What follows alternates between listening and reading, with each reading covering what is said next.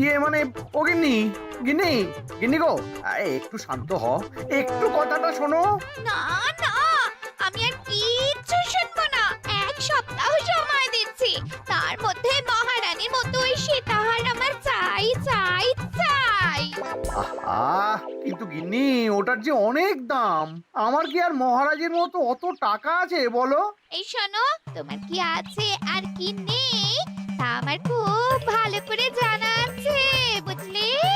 কিন্তু গিন্নি, একটা কথা কান খুলে শুনে রাখো, এবারে যদি তুমি ওই সীতাহার আমাকে গড়িয়ে না দাও, আমি তাহলে চিরদিনের মতো বাপের বাড়ি চলে যাব।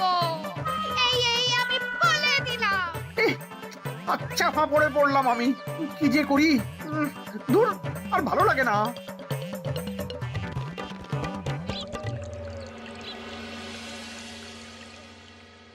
আজকে তোমাদের সকলের কাছে আমার একটা প্রশ্ন আছে। বলুন মহারাজ। আচ্ছা, ধরো তোমরা যদি এ রাজ্যের লোক না হতে, অন্য কোনো রাজ্যের হতে, তাহলে তোমাদের কাছে কৃষ্ণনগর কেমন মনে হতো? মহারাজ, এক কথায় বলতে গেলে সমৃদ্ধ শক্তিশালী রাজ্য। বেশ, তা হঠাৎ এমন প্রশ্ন মহারাজ? আসলে বেশ কিছুদিন ধরেই আমি একটা কথা ভাবছিলাম। ঈশ্বরের দয়ায় আমাদের সবই আছে, তবু রাজ্যকে আরো শক্তিশালী ও অন্যান্য রাজ্যের সাথে সুসম্পর্ক বজায় রাখা একটা রাজধর্মে পড়ে। ঠিক বলেছে। ঠিক বলেছেন। বলি, তুমি কি এসব কথা কখনো ভাবো মন্ত্রী? হ্যাঁ মানে আগে রোজ না, কিন্তু কখনো সখনো বোধহয় ভেবেছিলাম। কবে শুনি? ইয়ে ওই তো কিছুদিন আগে, ওই সেদিন। এটা ঠিক কোন সেদিনের কথা বলছেন মন্ত্রী মশাই? যেদিন আকাশে ওই দুটো সূর্য উঠেছিল? তোমাকে সবকিছুতে ফোড়ন কাটতেই হবে না গোপাল, হ্যাঁ? কি আর করি বলুন, আপনার কষ্ট যে আর সহ্য হয় না। যাই হোক, মুদ্রা কথা হলো, এসব কথা মাথায় রেখে এখন আমাদের কিছু করা উচিত। কিন্তু কি করা উচিত সেটা আমি ঠিক বুঝতে পারছি না। এই একটা করে রসগোল্লা খাওয়ালে কেমন হয়? এই, তুমি থামবে? মহারাজ, আমার কাছে একটা উপায় আছে। 10 দিনের একটা মিলন মেলার আয়োজন করলে কেমন হয়? খুব বাজে হবে। একটা মেলা কত ঝামেলার কাজ সেটা বোঝো? একেই কত খরচ, তার উপর আবার অনেক লোক। মোটেই না, এটা তো দারুণ বুদ্ধি দিয়েছো গোপাল। এমন কিছুই তো চাইছিলাম। দূর, আর সবকিছুই আমার বিপক্ষে মনে হয়। দিনটাই খারাপ, আমি বরং চুপই থাকি। তাহলে সবাই শোনো, 1 সপ্তাহ পর কৃষ্ণনগর এক বিরাট বড় মিলন মেলার আয়োজন করছে, আর তার জন্য লোকজনকে নিমন্ত্রণ করার কাজ দেখবে গোপাল। যথা আজ্ঞা মহারাজ। আর মন্ত্রী, ভালো করে শুনে রাখো, মেলা প্রাঙ্গণ সাজানো, ঠিকঠাক নিরাপত্তা, এসব তোমার দায়িত্ব। আচ্ছা, কিন্তু বলছিলাম যে সবকিছু ভালো করে করতে গেলে খরচও তো। ওসব নিয়ে তোমাকে চিন্তা করতে হবে না। যত খরচই হোক আমাকে বলো, আমি দেব। আরে বাস, তো দারুণ ব্যাপার। এই ফাঁকে যদি কিছু আমারও লাভ হয়ে যায়, তাহলে গিন্নির গলার হারটার কিছু একটা করতে পারবো। বেশ, তাহলে প্রত্যেকে নিজেদের কাজ শুরু করে দাও।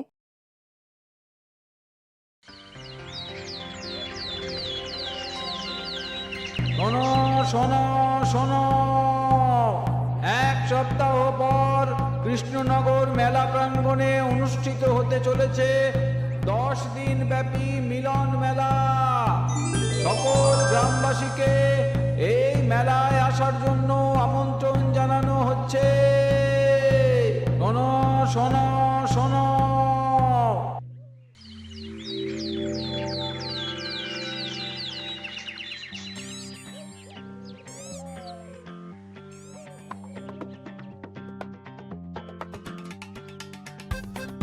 বাহ বাহ বাহ, ঠিক যেমনটা চেয়েছিলাম তেমনটাই হয়েছে।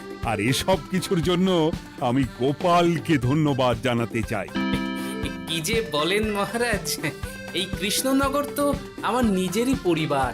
সেসব আমরা খুব ভালো করেই জানি গোপাল। আর দীক্ষাটা একেবারে উতলে পড়ছে। এসব দেখে গা জ্বলে যায়। তোমার এই এত ভালো বুদ্ধি দেওয়ার জন্য আমি তোমাকে 50টি স্বর্ণমোহর উপহার দিতে চাই। এটা কি হলো? এরকম হলে কিন্তু আমি খেলবো না। কেন মন্ত্রী, তোমার আবার কি হলো? আমিও তো মেলার আয়োজন করেছি, তাহলে গোপাল একা কেন উপহার পাবে? সে তো মেলার জন্য অনেকেই কাজ করেছে, কিন্তু আসল বুদ্ধিটা তো দিয়েছে গোপালই। মন্ত্রী মশাইয়ের বোধহয় খুব হিংসা হচ্ছে। ঠিক আছে মহারাজ, আপনি বরং এই উপহার সকলের সাথে ভাগ করে দিন। না গো, কোনো ভাগ চাই না। তোমার উপহার তুমিই রাখো। যত সব।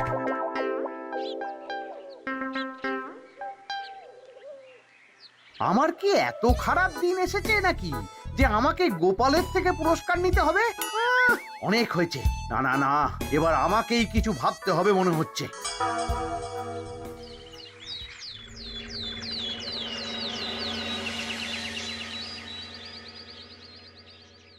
আমার আমার সব শেষ হয়ে গেল গো, সব শেষ হয়ে গেল। এবার এবার আমার কি হবে? মহারাজ, মহারাজ কিছু একটা করুন, মহারাজ কিছু একটা করুন। চিন্তা করো না, আমি দেখছি। যারা দোষী তারা শাস্তি পাবেই।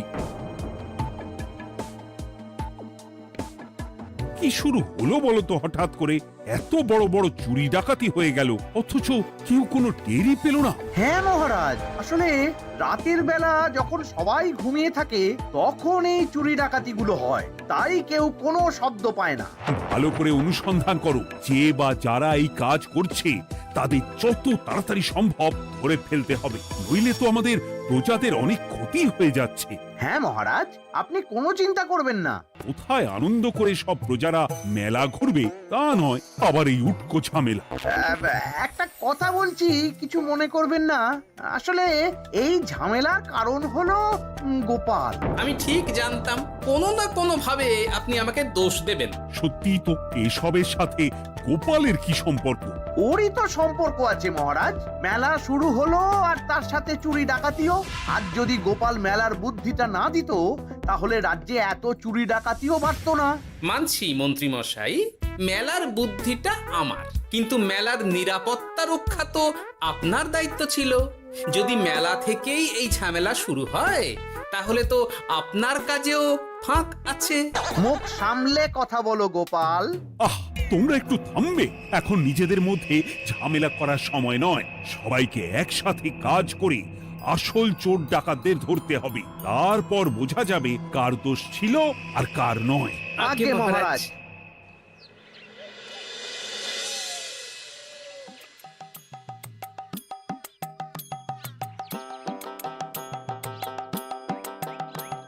এই তো তুমি এসে গেছো। তাড়াতাড়ি মুখ হাত ধুয়ে বসো, তোমার জন্য একটা জিনিস এনেছি। বলো কি জিনিস? আরে আরে একটু অপেক্ষা করোই না, আমি আনছি। হ্যাঁ বেশ, আনো তাহলে। এই নাও, খাও। মিষ্টি দই। হ্যাঁ গো, খেয়ে দেখো তো কেমন। দারুণ সুন্দর স্বাদ তো গিন্নি। কোথা থেকে এনেছো? ভালো, মেলা থেকে এনেছি। ও জানো, বিনা পয়সায় গো। বিনা পয়সায়? তা কে দিল শুনি?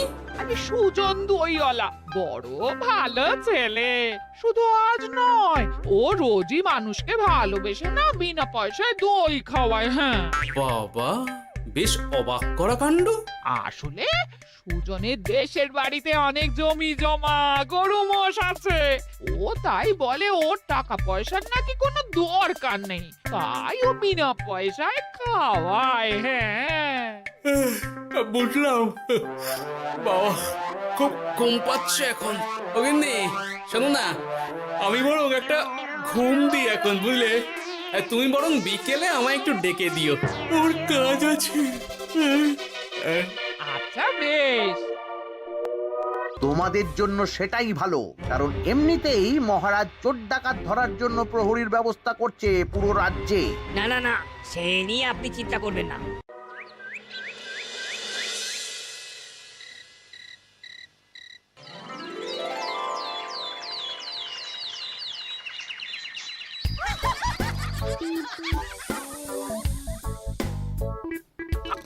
গো, ওরে আর কতক্ষণ ঘুম হবে? সকাল তো হয়ে গেল। সে কি গিন্নি, সকাল? তোমাকে যে আমি কতবার বললাম আমাকে বিকেলে ডেকে দেবে। তা বলি কবেকার বিকেল? গতকালে না আজকে? তোমার বুদ্ধিতে কি বলে গিন্নি? আমার বুদ্ধি নিয়ে কথা বলো, আগে নিজের ঘুমকে দেখো। গতকাল বিকেল থেকে ডেকে ডেকে গলা ব্যথা হয়ে গেল, কিন্তু ওনার ঘুম আর ভাঙে না। হতেই পারে না। পারে না? ওদিকে কাণ্ড দেখো, রাতের খাবার পর্যন্ত পড়ে আছে। আজব কাণ্ড। যাই হোক, অনেক দেরি হয়ে গেছে বুঝলে, আমাকে এক্ষুনি রাজসভার জন্য বেরোতে হবে।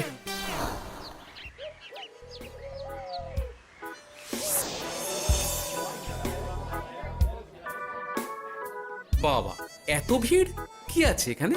একটু কাছে গিয়ে দেখি তো। সত্যি সত্যি ভাই সুজন, তোমার হাতে জাদু আছে। এত সুন্দর মিষ্টি দই, এ স্বাদ ভোলার নয় ভাই। আচ্ছা, তাহলে এই হলো সুজন দইওয়ালা। ভালো মিষ্টি দই আছে, নেবে নাকি গো? পয়সা লাগবে না। জানি তো, সত্যি দারুণ স্বাদ এই দইয়ের। আমি খেয়েছি তো। তবে আজ নেব না গো, কাল এসে নিয়ে যাব। আচ্ছা আচ্ছা আচ্ছা।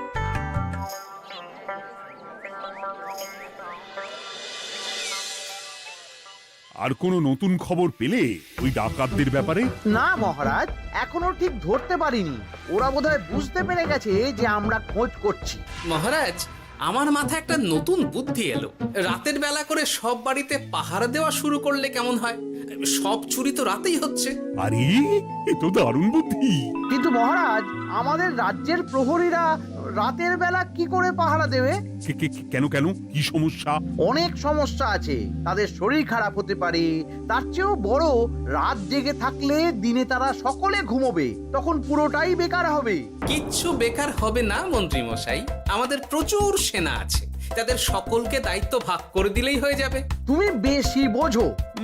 গোপাল তো কিছু ভুল বলেনি মন্ত্রী, আমরা পাহারা বাড়াবো। আমি আজই সব সেনাদের সাথে কথা বলছি। সেনাপতি, তুমিও এ ব্যাপারটা একটু দেখো। যথাজ্ঞা মহারাজ।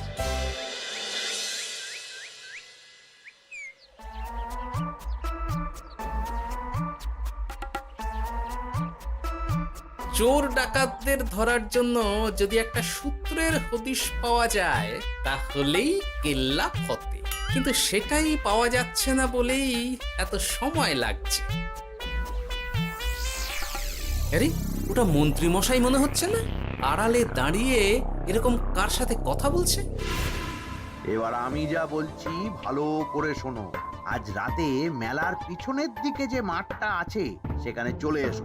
বাকি কথা ওখানেই হবে। এই জায়গা নিরাপদ নয়। বেশ রহস্যজনক ব্যাপার। মেলার পিছনের মাঠ বলল না? রাতে আমাকেও দেখতে হবে কি হয় সেখানে।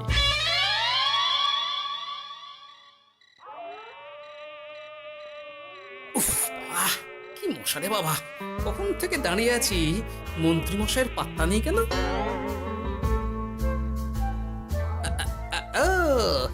ওই তো চলে এসেছে। এই যে আমার সোনার হাটটা কই? হ্যাঁ, পই পই করে বলেছিলাম আমার ওটা চাই। আগে কি আর বলি বলুন তো, ওই হাটটা আমাদের দলের প্রধানের খুব পছন্দ হয়ে গেছে, তাই কোনোভাবেই ওটা দিতে পারলাম না। কি এত বড় সাহস! আমার বলার পরেও তুমি এরকম করলে? বড় ভুল হয়ে গেছে মন্ত্রী মশাই, এবারের মতন ক্ষমা করে দিন, আর হবে না, এই কথা দিচ্ছি। তোমাদের জন্য সেটাই ভালো, কারণ এমনিতেই মহারাজ চোর ডাকাত ধরার জন্য প্রহরীর ব্যবস্থা করছে পুরো রাজ্যে। না না না, সে নিয়ে আপনি চিন্তা করবেন না, আমাদের ধরা পড়ার কোনো সুযোগই নেই, কারণ যে পরিমাণ ওষুধ আমি আমার দইতে মিশিয়ে দিই সেটা একবার যে খাবে মরার মতন ঘুমোবে। বাহ বাহ বাহ, সে তো খুব ভালো। করো করো। তার কোনো নতুন খবর পেলে?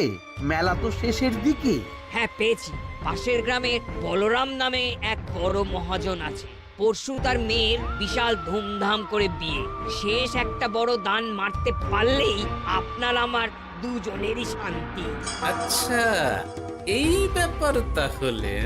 এসব কিছুর পেছনে মন্ত্রী জড়িত, এইবার বুঝতে পারছি কেন রাতের পাহারাতে ওনার এত আপত্তি ছিল। কিন্তু ওই লোকটা কে? ঠিক আছে, এখন যাও, একটু সাবধানে কাজ করো আর আমার পাওনাটা ঠিকঠাক দিও, কেমন? সে কি সুজন দইওয়ালা?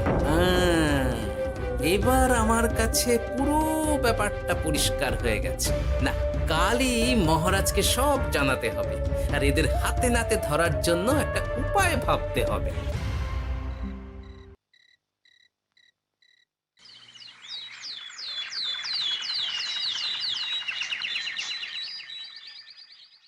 আরে এসো এসো, তোমার জন্যই তো অপেক্ষা করছিলাম। কি এমন জরুরি কথা আছে যে একান্তে দেখা করতে চাইলি? কোন মুখে বলি মহারাজ, সর্ষের মধ্যেই যখন ভূত তখন আর কি।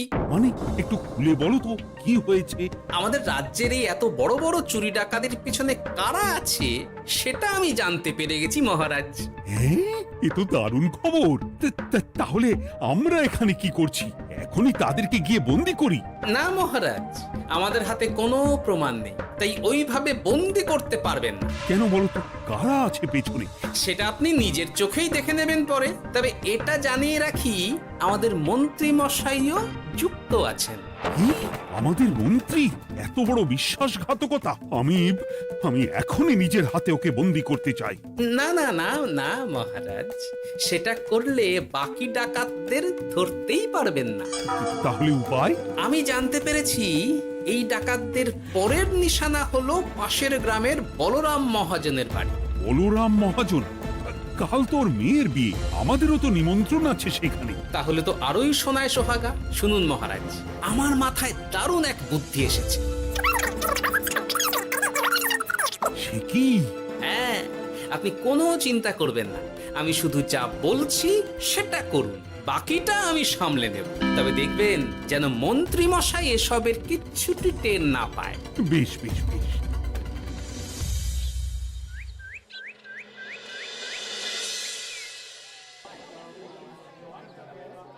আর তো কিছুক্ষণ, এরপরেই তো সন্ধে নামবে। তোমার সবকিছু তৈরি তো? হ্যাঁ মহারাজ। আরে মহারাজ আর গোপাল কানে কানে এত কি কথা বলছে, আমাকেও জানতে হবে সেটা।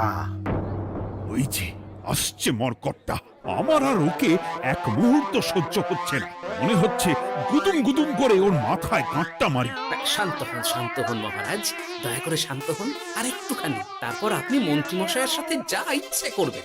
ওর আমি বরং অন্যদিকে যাই, মুখ দেখলেই আমার মাথাটা গরম হয়ে যাচ্ছে। সেই ভালো।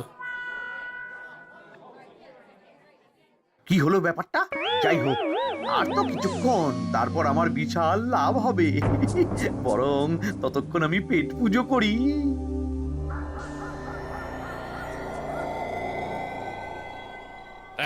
যা যা দামি জিনিস আছে সব দিয়ে দে।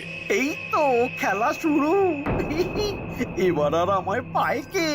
ও বাবা, এরা আবার কারা?